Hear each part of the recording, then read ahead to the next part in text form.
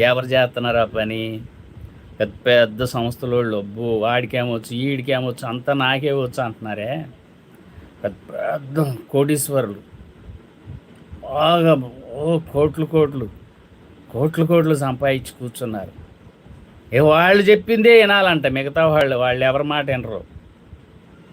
నాలాంటి పేదవాడిని అసలు వాళ్ళు ఎన్నిక కూడా చేయరు. వాళ్ళ దగ్గర ధనధాన్యాలు ఉన్నాయి, అంగుబలం ఉంది, ఆస్తి బలం ఉంది, ఐశ్వర్య బలం ఉంది, డబ్బు బలం ఉంది, కాలేజీల బలం ఉంది, యూనివర్సిటీల బలం ఉంది, అందులో చదువుకునే పిల్లల బలం ఉంది. అన్ని బలగాలు వాళ్ళకు ఉన్నాయి. కాబట్టి వాళ్ళు చెప్పిందే మనం వినాలి. కానీ బైబిల్ చెప్పింది వాళ్ళు మాత్రం పొరపాటును కూడా వినరు. దేవుడు చెప్పేది వాళ్ళు కూడా వినరు. అందుకని ఇక్కడ ఖచ్చితంగా చెప్పాడు, కులం కానీ మతం కానీ ప్రాధాన్యత లేదు. నువ్వు వీధుడు అవుతావు, గ్రీజు